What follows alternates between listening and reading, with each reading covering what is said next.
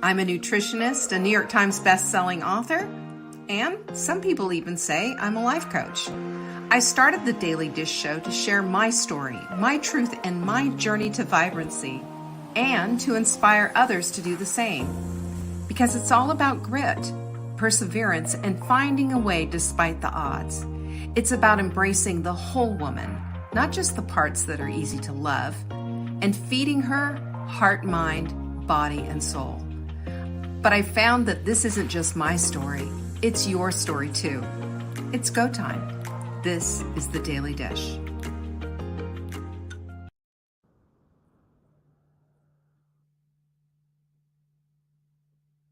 Happy Tuesday.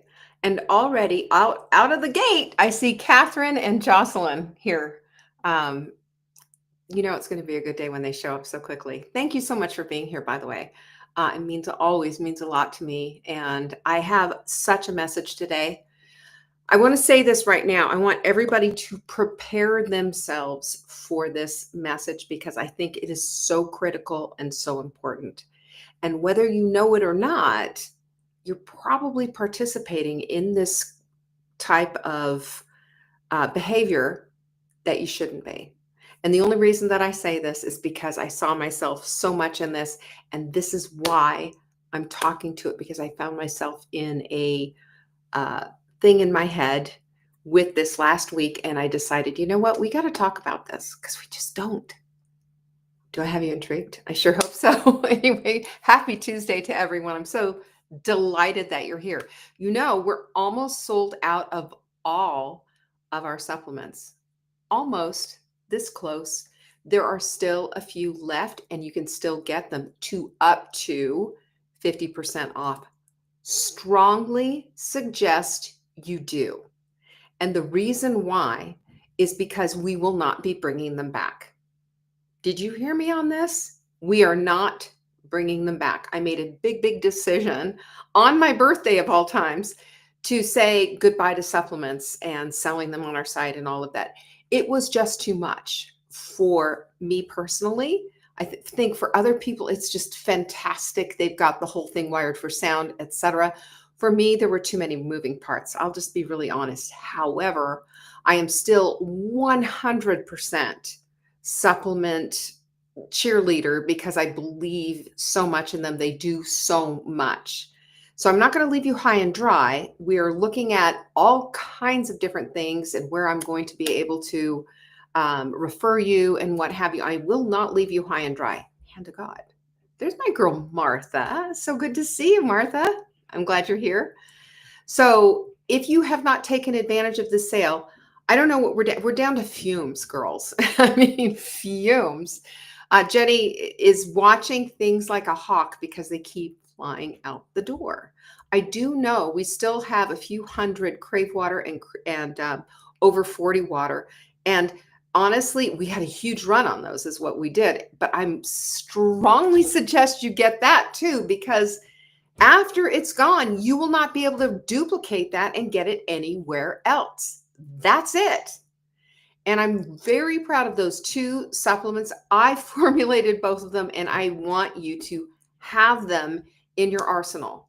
Supplements are not just supplementing an already healthy diet, but they also can help you with different types of things like cravings, like your muscles, like having a better mood. It's unbelievable what a supplement can do.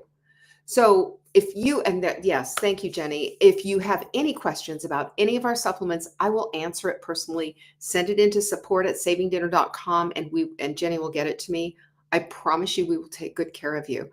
It's really important that we women of a certain age, I say it all the time, we have to be so proactive. I was thinking about this morning, that's getting ready to go play pickleball and all the things that I have to do and what time I need to get up in the morning so that I can do all of these things. I have a certain stretch routine that I do. I have my meditation and my journaling. I have my green drink that I make. I still have a little bit left in here. I have my hydration that I make. I make my smoothie. I put the supplements out. I feed the dog. I do all of these things. And I will tell you what, it is so crucial. I was thinking, what would I want to be spending my time on? Doing all of these wellness things that I'm doing, or making more doctor's appointments and taking more pharmaceutical pills? That's the way I look at it. And I just invite you into this place of, if we are this age or older or in getting into this place, it's just the bare facts are aging does things to your body. We can slow it down. We can make it a little bit easier. There are things that we can do, but you're going to have to invest your time, your money, your imagination, your body into doing those things, you know? As I think about it, I think, boy, we really fight hard on all of that. And I'm saying, let's stop fighting hard against the thing that's going to support us and start embracing it and start seeing this is a deeper dive, if you will, into getting into your wellness. And our wellness takes time and it's worth it. It's an investment in yourself. Yolanda's in the house, everybody. Hi, Yolanda. Yolanda, I was just talking to everybody. If you missed it, our supplement sale is still on savingdinner.com/sale. We have bits and dabs of a few things left. So if you like Crave water, and I think you do, over 40 water, and I think you like that as well, go get as much as you want, because it's, like I said, once it's gone, it's gone. So we have all of that. Our quote of the week is all about Mondays. Now, this is an interesting quote for me, because I looked at this quote and I went, I've seen better quotes. I've seen better quotes than this. But the quote, I'm going to have to pull it up. I'm sorry, I don't even have it here. But the quote of the week is all about, there it is. Mondays are the start of the work week, which offers new beginnings 52 times a year. Everything offers new beginnings every time of the year.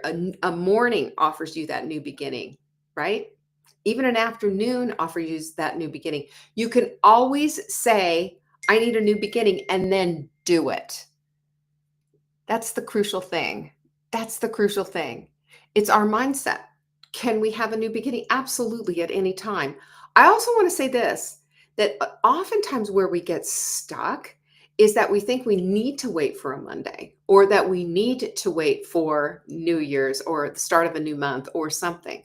But our new beginning is any time that we decide to make it a new beginning. The next meal can be a new beginning. So keep that tucked in the back of your head. If you use our quotes for starters in your journal, which a lot of people do, put this one there and then dissect it. It's a good one, but you can make it even better by making a decision about what a new beginning is. Okay? How's that? Did I drag that one out a little bit? We have Recreate Your Life. That's still going on. We just went through the book. First book was Drop Acid, but the next book that we have is called, this is one of the best books. I have read this book, and I'm going to tell you what, it's called A Liberated Mind. And the whole premise of the book is to pivot yourself toward what matters and stop majoring in the garbage, which we all have a tendency to do. And there's a reason why, and it's our brain and blah, blah, blah, blah, blah. But this book, it's just such a kicker. It's going to really make you think. And then the next book after that is called The Gift. That's by Edith Edgar. She is a Holocaust survivor, and she has some things to tell you that you take that into account as you're listening to her reading this book and understanding that she's a Holocaust survivor. It has a different weight to it. Great book. savingdinner.com/recreate. Just letting you know, that's what we have. All right, let's get into the heart of the matter, which is today's show. Our body image has become sort of a battleground of women of a certain age, And I just want to say to you right now that how many times have you been in front of a mirror in a, I don't know, department store, Marshall's, wherever, and God forbid you're trying on a bathing suit. That can be horrific. But we go in there and we are kicking ourselves continually, nitpicking the whole bit. but it's gotten worse. That was 10 years ago. That was 15 years ago. That was 20 years ago before social media really got a hold of it, And then this whole last week, all I'm seeing on my social media feed is I'm going through, and believe me, I do not spend a whole lot of time there. I'm more on TikTok than anywhere else because more's happening on TikTok, and I appreciate it. I just think it's a more vibrant. Um, I, I'm just going to say it's a better platform, at least for me, at least for our people that I have found. But it was Kim Kardashian's mom, Kris Jenner, and she's 69, and she's had some work done, you might say. She looks fabulous. But, it's everybody is auditing her face. Everyone. The plastic surgeons are dissecting her, and this is what she's had done, and this is what this is all about, and blah, blah, blah. But the thing that's so interesting is that Kris Jenner doesn't even look like Kris Jenner anymore, and Kris Jenner doesn't look like Kris Jenner unless she has a filter on her face.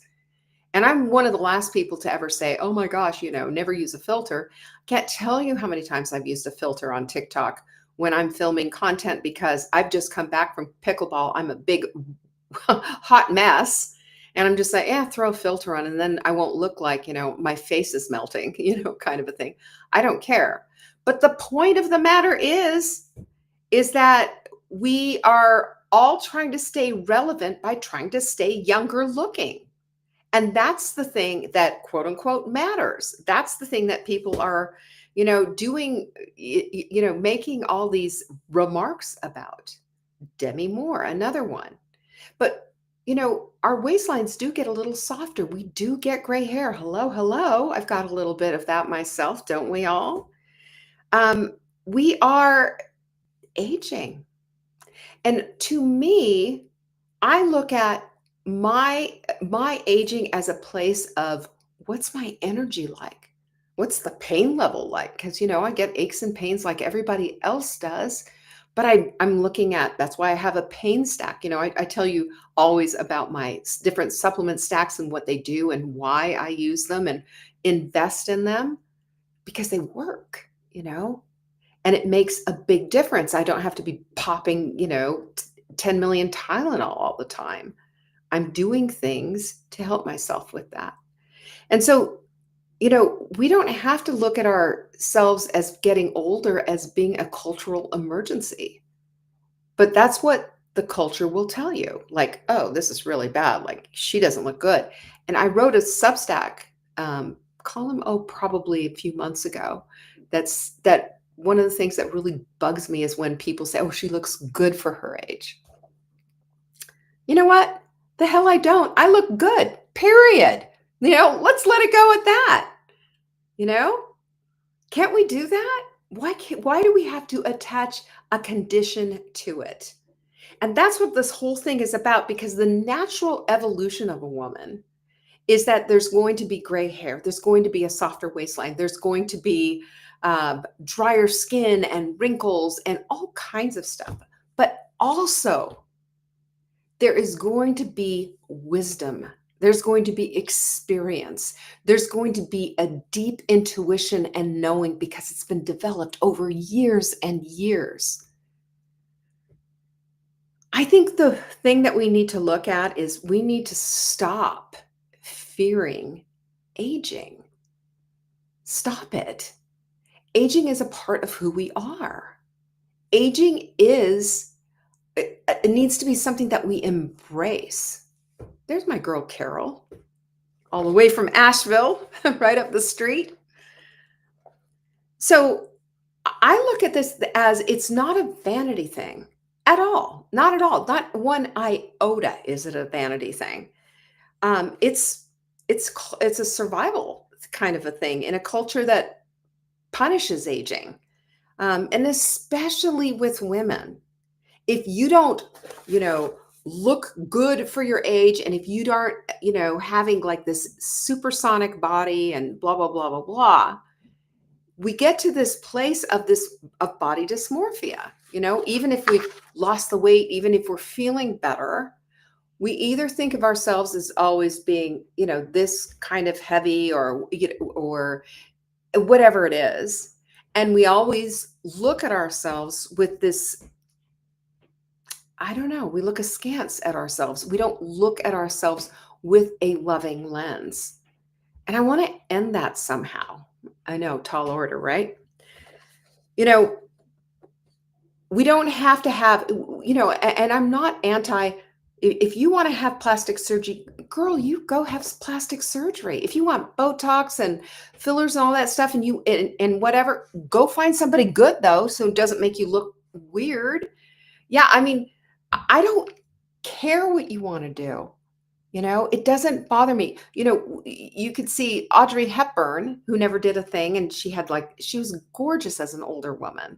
Well, 59 when she passed, but still, that's a little bit older. She had wrinkles and gray hair and all the best. And then you've got Madonna, my age, who almost doesn't look like Madonna anymore. But she has embraced her youth, or whatever it is. As much as you might disagree with her, she has the right to do that, right? But the fact of the matter is that this whole body dysmorphia and this filtered images of everyone out there has created this comparison thing that a lot of us do. Like, ooh, she looks good. Boy, how can I look like Demi Moore? Well, it's going to cost you a few $100,000. Let's start there. But yeah, I mean, and then it's like, well, we don't have the chefs, we don't have the this, we don't have the that. I know, but you know what we do have? If we have been wise enough to really get down into the depth of our souls, we do have our wisdom, we do have our experience, and we do have our know-how that what's more important than anything right now are strong bones and muscles, are having good, healthy relationships, are developing a community around us, and understanding that that kind of thing is what's going to carry us through. It's understanding, too, that being outside and exercising and understanding that our bodies are going to respond to the things that we do not as fast as they did when they were in their 30s or 40s, but we have the ability always to do better.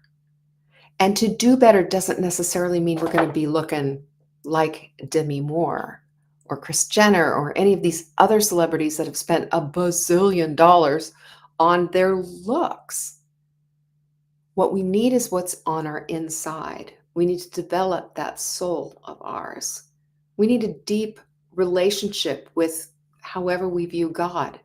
We need a deep relationship with the people around us that matter. We need deep relationships with our community. And first, and very most importantly, and first, is we need a deep relationship with ourselves. Because we look at ourselves with such critical eyes, pulling ourselves down and hyperventilating over, a little bit of cellulite on the back of our legs, or the fact that we don't have the tiny waist that we used to have when we were in our 20s, blah, blah, blah. Can we get over that? Can we start, going into this place of empowerment and not being so performative? Because we're worth more than that. And our lives are worth more than that. And our people are worth more than that. It's all about loving ourselves enough that we care for ourselves enough and we give ourselves the time. I call it deep self-care, because the older we get, the more important it is.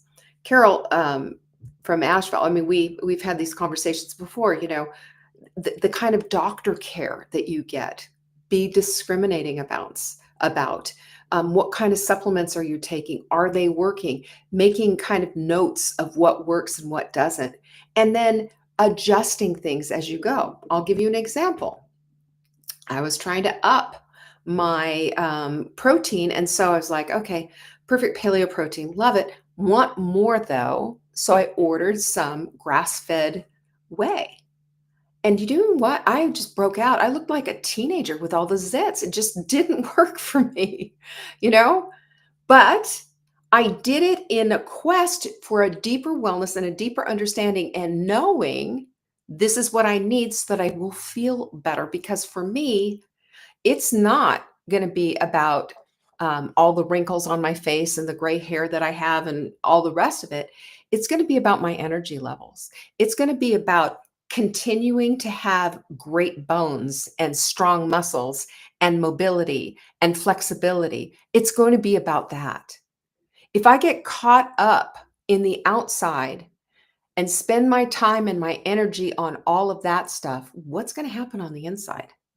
Is there enough time for all of that? I don't know. And that's I kind of bring this in there because, you know, there is a whole psychology of discontent here that we're talking about. And, this distorted view, body dysmorphia that we have about our bodies, we can kind of get wrapped up in that. I know I did for years. And I think it's one of the reasons why my weight fluctuated so crazy and went all over Kingdom Come. I was wrapped up in it. We talked about the 4 rooms. That was my room. I was in my body, and that was it. And that part of that was from, the way I was raised. You could call it childhood trauma. I guess that's what everybody calls it now. I don't know. It just, I always hear, oh, yeah.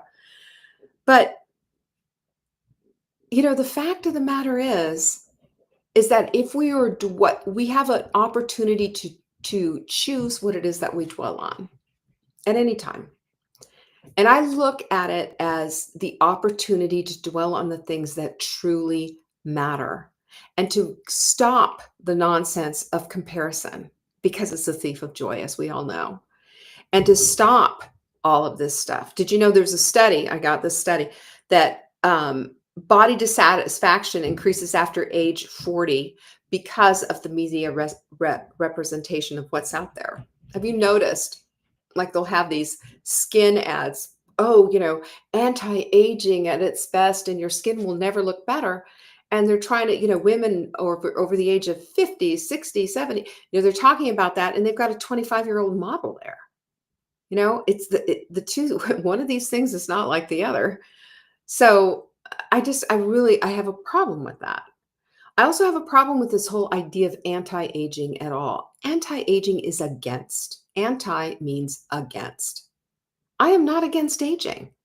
I don't like the other idea. If I'm not going to age, then I'm going to die. So I want to get to this place of embracing everything about my aging and being fine with it, including how old I am, because sometimes I'll hesitate, if somebody, how old are you, in an intake form, I'm like, oh, do I have to say that? What's with that? This is part of our culture, and this is the stuff that we all pick up along the way. So, this billion-dollar industry of anti-aging is a billion-dollar lie, in my opinion, if you ask me about it. And the implication is that aging is failure, and it's not. Aging is a victory. And we take victory laps every single time we celebrate another birthday. But I've noticed, I know other women who are my age and in that same area, it gets a little tougher as we go. The need to recuperate from working out hard, for example, takes a little bit longer and a little bit more. And there's a little bit more self-care involved, all of that stuff. But we can't go back to this place. I mean, it's like, trying to get your body back after having a baby. I don't know about you, but yeah, I got it back-ish, but I still had stretch marks. I still had, my body shape had changed. And I never really came to terms with that.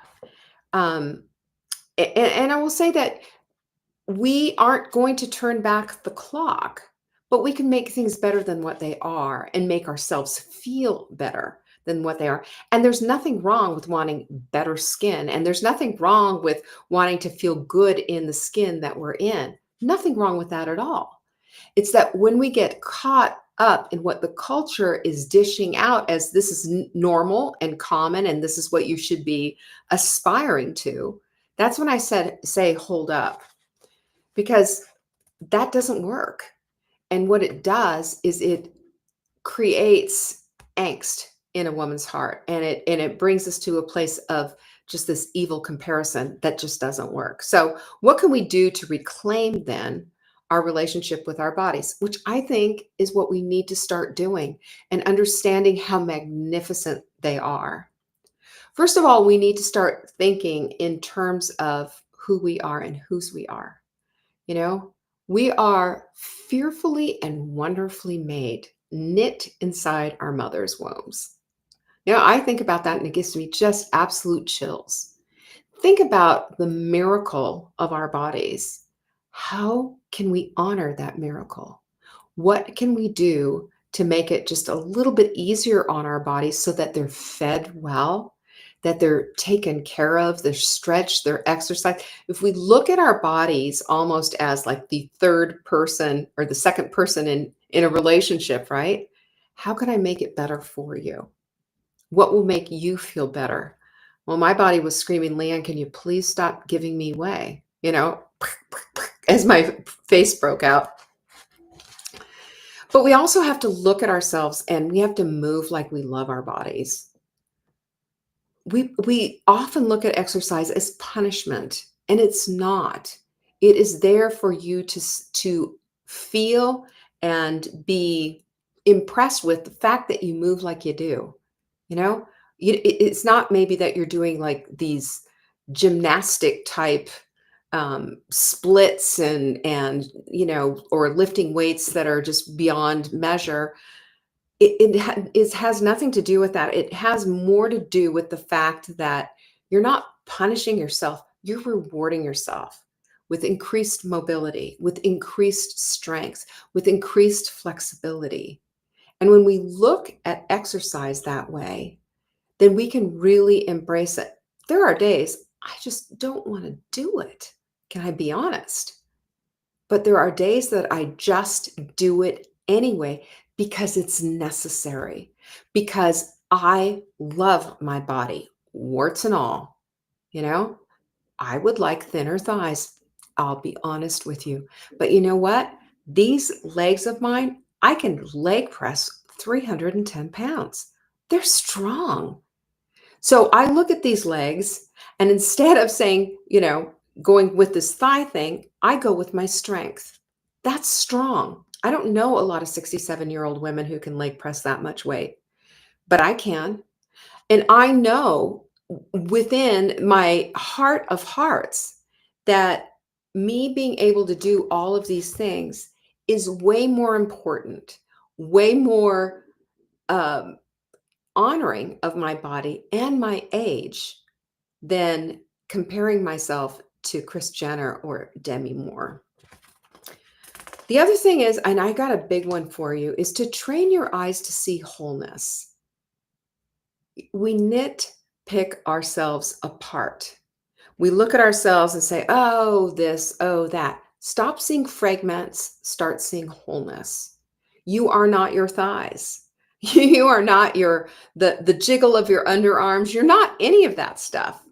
It's just a part of who your body is, right? But are you doing things to love your body? Are you loving it up by giving it the nutrients it needs, giving it the hydration that it needs, the sleep, the exercise, all the different things? Can you see where I'm going with all of this?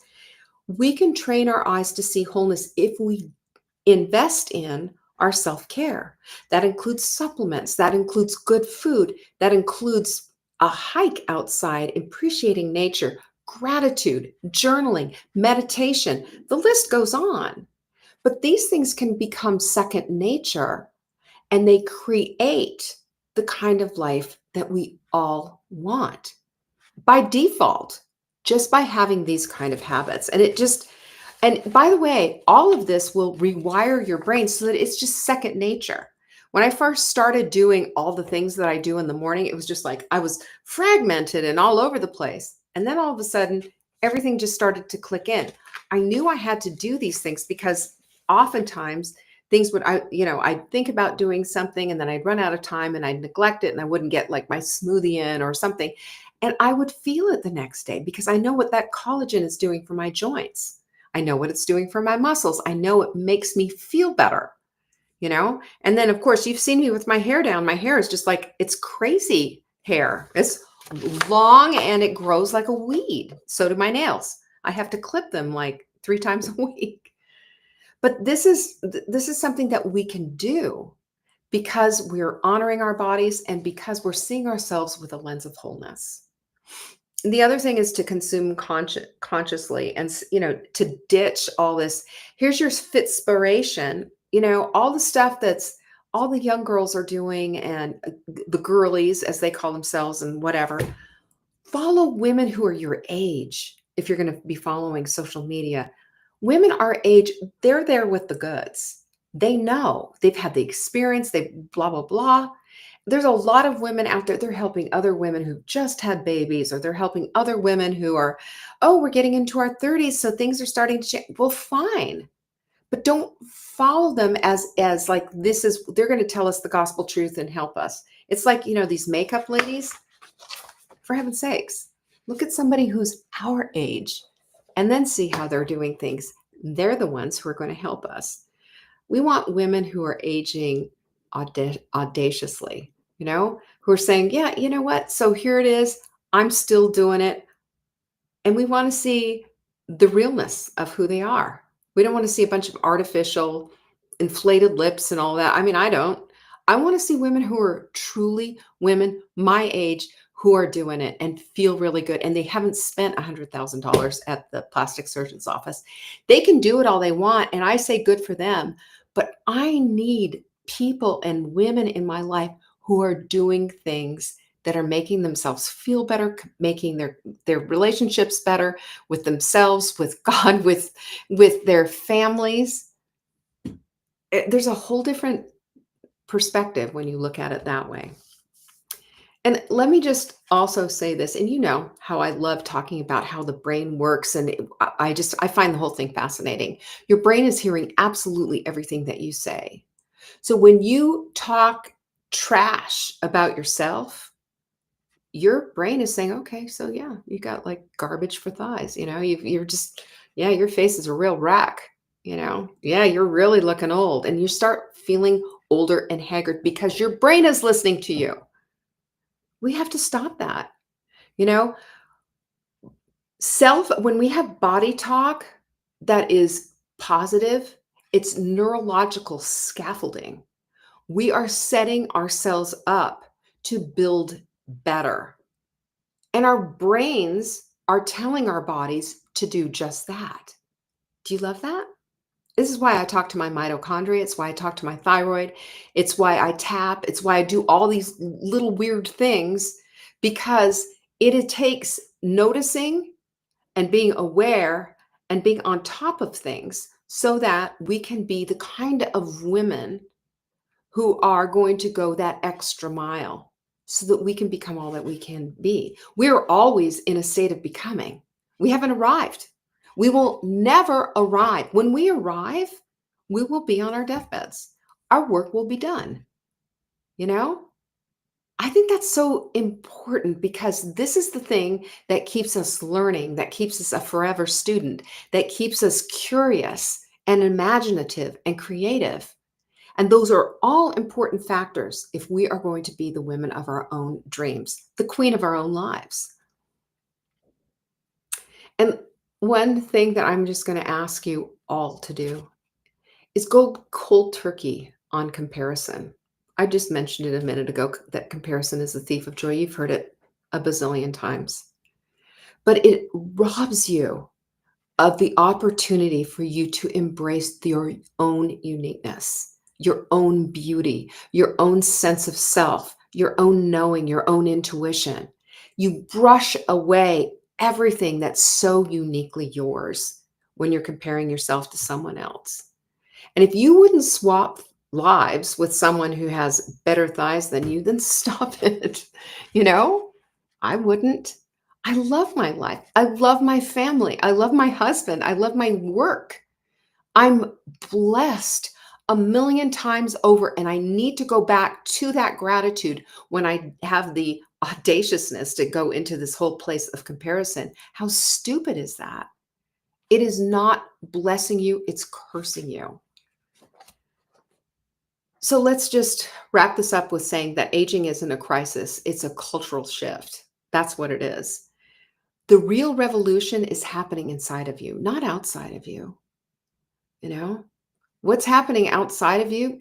Maybe the culture is dismissive of older women. Maybe the culture is saying, I don't see you anymore. But, you're not invisible. You're not expired. You're not, someone's grandma and that's the end of it and dismiss, dismiss, dismiss. I just want to invite you to stop to stop outsourcing your self-worth to some social media algorithm, you know? Okay, boomer, ever hear that one? Oh boy, that just bugs me. We're not going to be able to fix our bodies and get back to where we were. We can always get better though. We can always get stronger. We can always embrace and love our dimples and wrinkles and grays and all the rest of it. And just look at the fact that we are still alive and kicking. We still have it going on, girlfriend. And if we can stop trying to fix our bodies and start really listening to them, then we gain something that Botox is never going to give us. And that is peace. And that's what this is all about. And then you do the hokey pokey and turn yourself about. That's all I have for you today, by the way. That's kind of a soapboxy thing. Sorry. I had to say it. It's been bugging me for so many, so many days. So listen, if you have anything that, you want to talk about, or, if you have an idea for a show, by the way, feel free to write in and tell me something. Jocelyn, thanks for showing up, by the way. I really appreciate you. Not the boomer comment, Catherine says. I know. Okay, boomer. What do we say to that? No, thank you. Anyway, I appreciate you all. You know that. And I will see you, of course, next Tuesday. And by the way, if there is anything at all that I can ever help you with, you have that email address, support@savingdinner.com. I answer every single one of my emails. You already know that. Peace be with you. I'll see you next week. Bye-bye. Thank you for joining me today. You can find me on TikTok for daily tips to help support your most vibrant life. And remember, you are the author of your own story. Until next time.